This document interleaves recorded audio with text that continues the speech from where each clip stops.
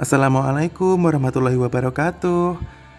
Selamat pagi, siang, sore, malam, tergantung kapan kalian menyaksikan video saya. Di sini saya mendapatkan tugas untuk membuat rekap materi dari mata kuliah kesulitan belajar. Jadi saya membuat video ini.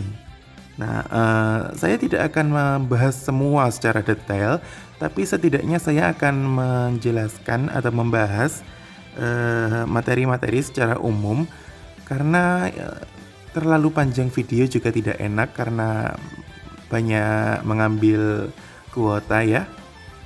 Langsung saja kita bahas menuju materi pertama. Materi pertama adalah belajar. Sebelum berangkat menuju kesulitan belajar, lebih baik kita senggol dulu. Belajar itu apa sih? Belajar adalah perubahan yang relatif permanen dalam perilaku atau potensi perilaku sebagai hasil dari pengalaman atau latihan yang diperkuat. Belajar merupakan akibat adanya interaksi antara stimulus dan respon. Jadi di sini kita dapat ambil kesimpulan bahwa belajar adalah berubah. Bagaimana maksudnya? Berubah di sini adalah sebuah perubahan di dalam sebuah individu atau seorang individu di mana setelah belajar mereka dari tidak tahu menjadi tahu. Nah, dari perubahan keadaan tidak tahu menjadi tahu itulah yang namanya sebuah kegiatan belajar. Dan tentu saja di dalam kegiatan belajar itu, tidak semua orang mampu secara lancar melaksanakannya. Ada seseorang atau beberapa orang yang mengalami kesulitan belajar. Apa itu kesulitan belajar?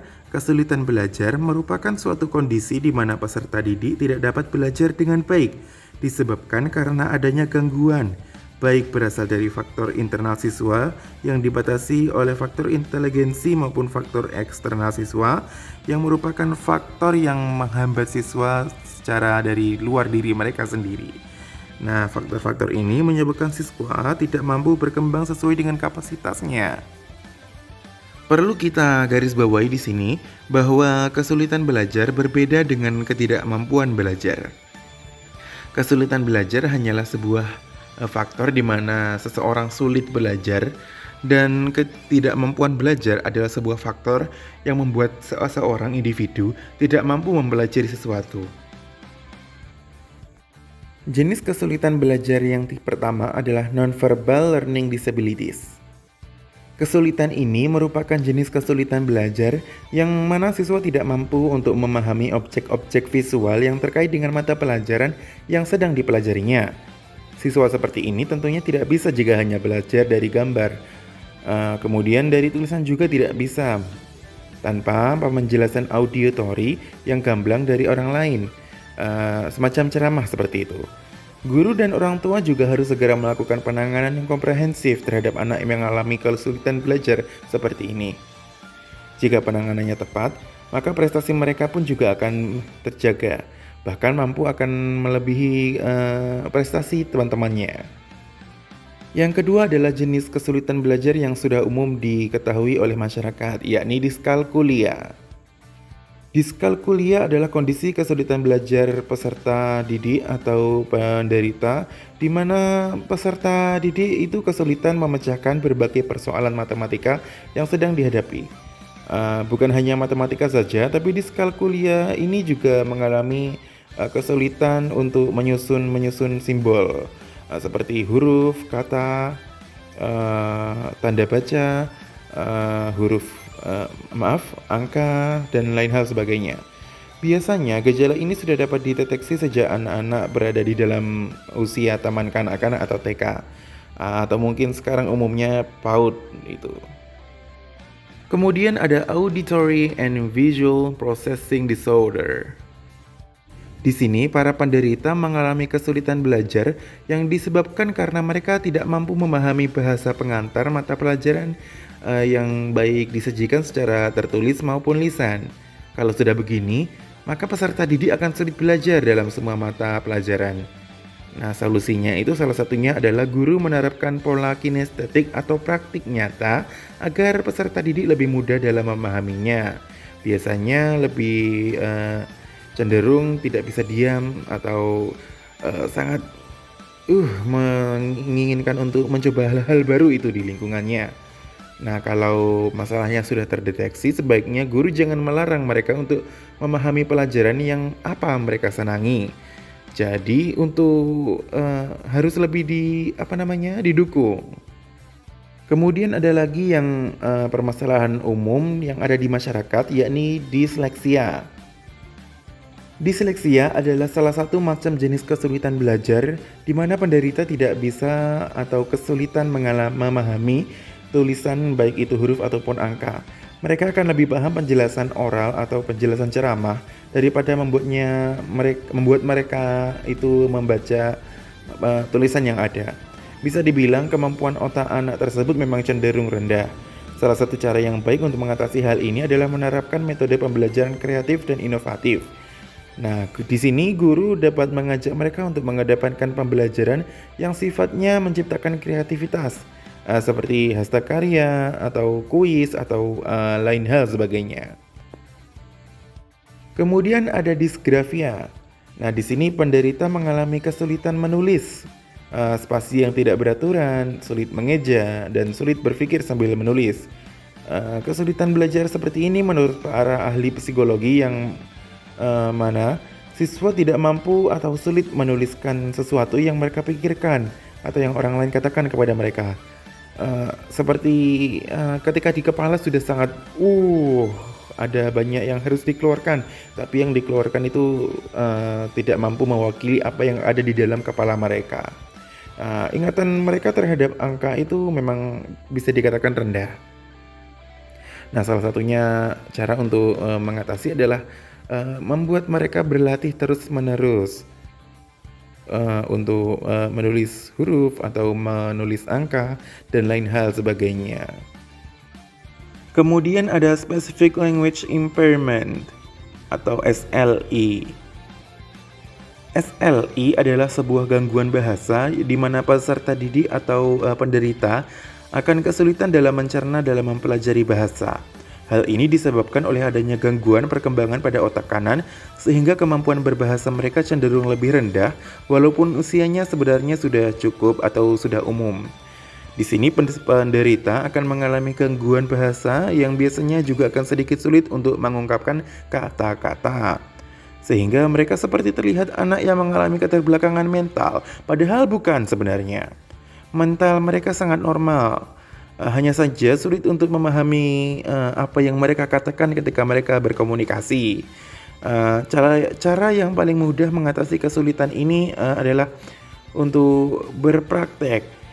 Sering-seringlah ajak mereka berdialog atau bawa mereka untuk menonton film yang enjoy, dapat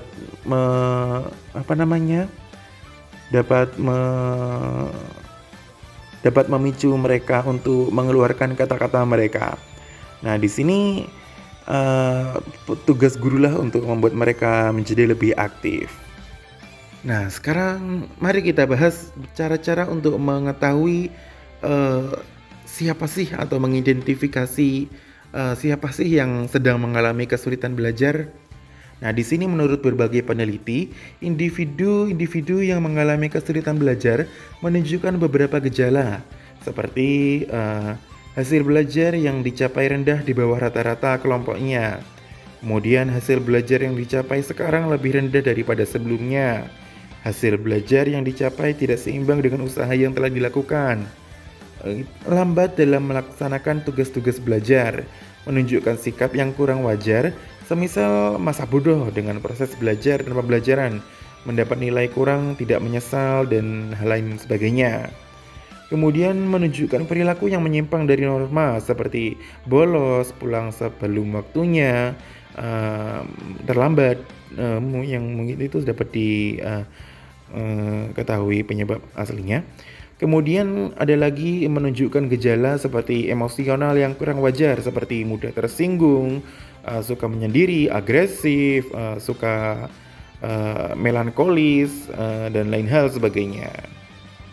Mengapa mereka kok mengalami kesulitan belajar? Hal ini dapat dijelaskan dengan dua faktor, yakni faktor internal dan faktor eksternal. Nah, di sini faktor internal itu ada kejiwaan, ada mental health atau Dan juga ada gen. Gen. Kemudian ada faktor eksternal seperti lingkungan, seperti tekanan yang diperoleh, seperti spoiler alert, burnout dan lain hal sebagainya. Kemudian ada keadaan sosial di sekitar mereka. Kemudian ada juga kondisi sekitar mereka. Keadaan sosial seperti bagaimana orang-orang di sekitar mereka, interaksi mereka dengan penderita dan lain hal sebagainya.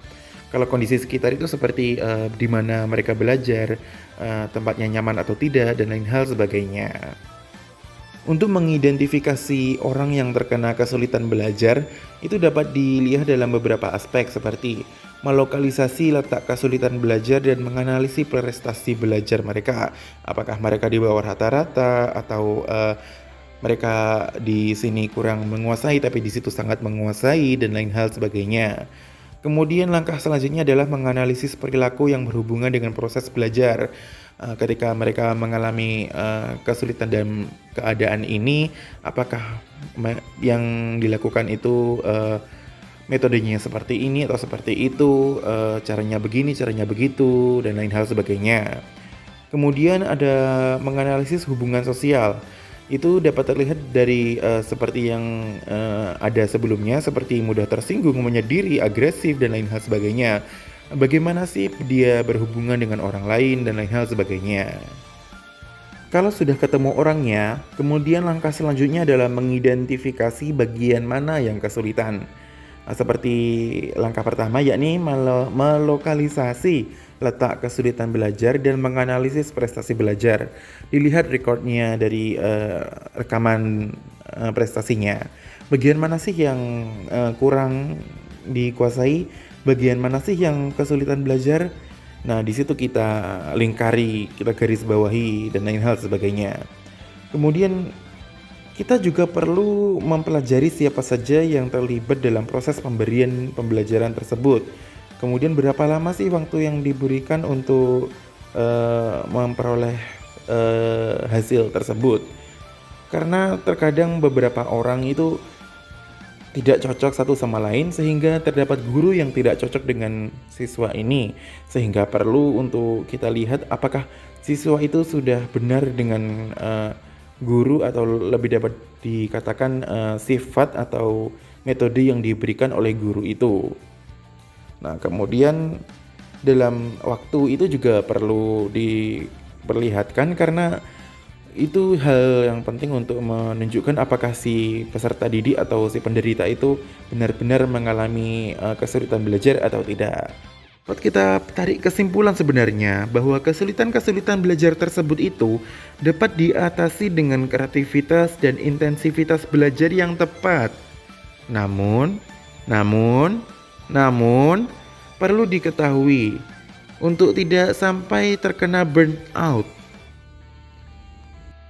Psikolog Herbert van der Berge, beliau menjelaskan bahwa burnout itu sebagai kondisi kelelahan mental dan fisik yang disebabkan oleh kehidupan profesional seseorang.